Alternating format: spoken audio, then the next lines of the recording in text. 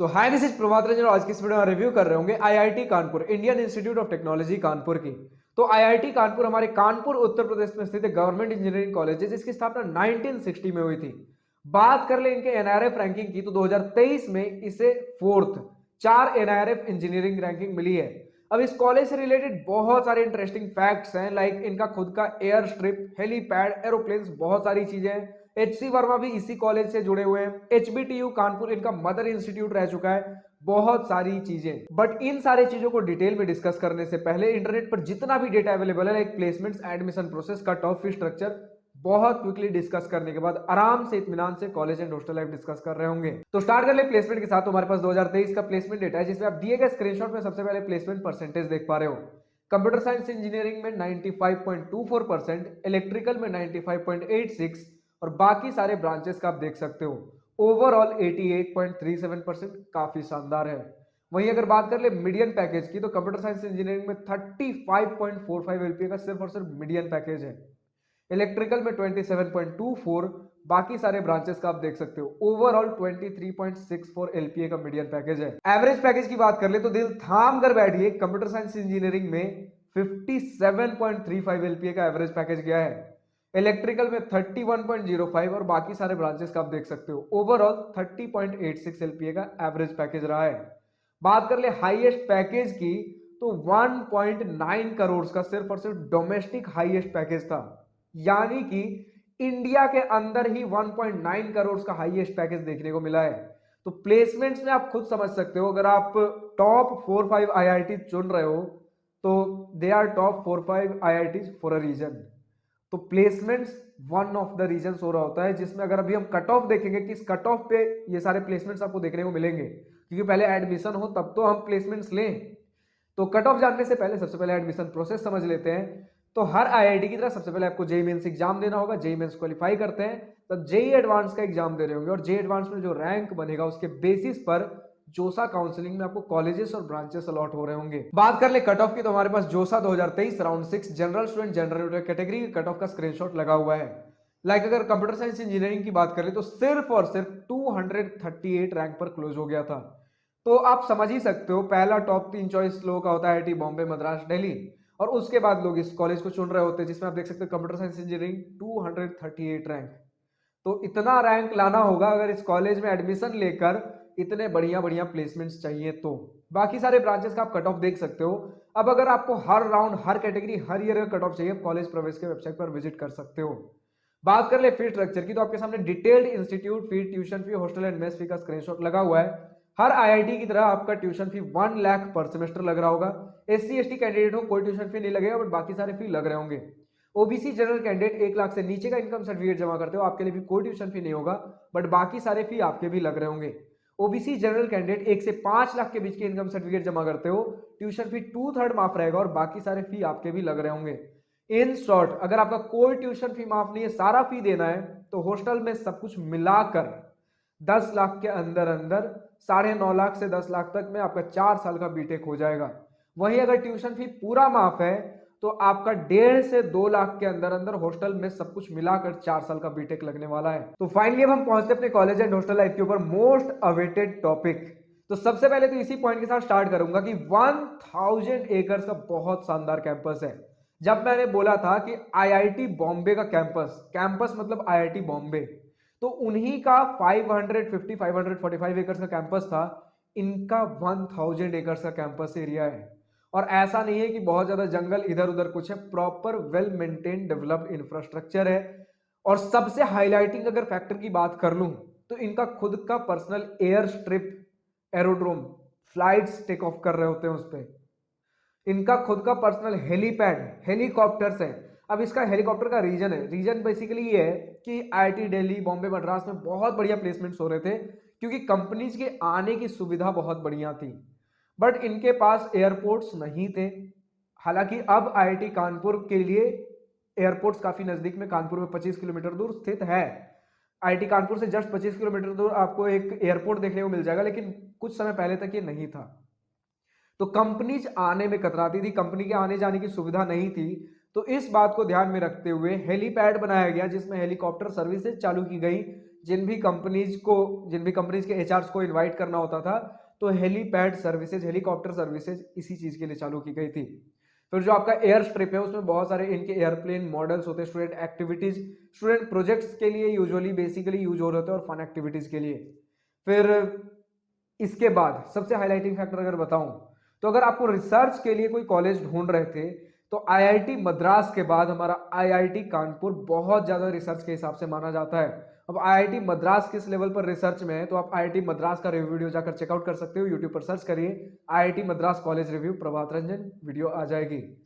और देखिए आईआईटी मद्रास से इसमें बेटर पार्ट ये है कि आईआईटी मद्रास सिर्फ और सिर्फ रिसर्च ओरिएंटेड है, प्लेसमेंट्स पे काफी कुछ कम ध्यान देता है, मतलब 70% के आसपास ओवरऑल प्लेसमेंट परसेंटेज है, 70 से 75। लेकिन आपका आईआईटी कानपुर में रिसर्च तो है ही है। हाँ, आईआईटी मद्रास के बाद आता है रिसर्च में, लेकिन फिर भी रिसर्च काफी तगड़े हैं।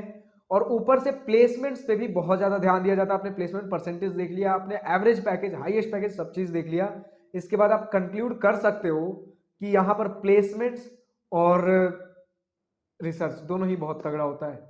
लेकिन अगर दोनों ही तगड़ा होता है, इवन आपका कंप्यूटर साइंस का एवरेज पैकेज आईआईटी बॉम्बे से भी ज्यादा है, तो फिर आईआईटी बॉम्बे को लोग क्यों चुन रहे होते हैं? क्योंकि इनका कॉलेज लाइफ आईआईटी बॉम्बे का कुछ ज्यादा शानदार है।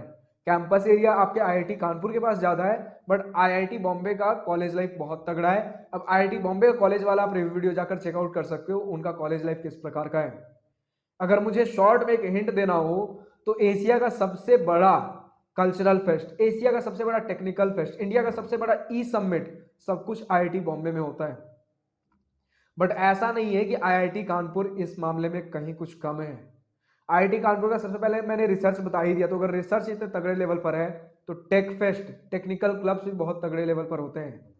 इसी के साथ अगर हम बात कर ले कल्चरल क्लब्स की, तो आप इंडिया के टॉप 4, मतलब 4th एनआईआरएफ रैंकिंग है ना, और उसके बाद अगर इन आईआईटी मद्रास, दिल्ली, बॉम्बे को छोड़ दे तो उसके बाद आईआईटी कानपुर, खड़गपुर, रुड़की जैसे कॉलेजेस ही लोग ढूंढ रहे होते हैं।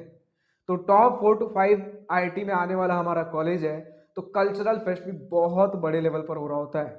स्पोर्ट्स मीट की अगर हम बात कर ले, स्पोर्ट्स को लेकर हमारा कॉलेज कितना सीरियस है, तो काफी कुछ स्टूडेंट्स के लिए यहाँ पर एक नेगेटिव पॉइंट हो सकता है कि स्पोर्ट्स को लेकर ये कॉलेज इतना सीरियस है कि आपको पर वीक 2 घंटे कम से कम एक्सरसाइज करना होगा।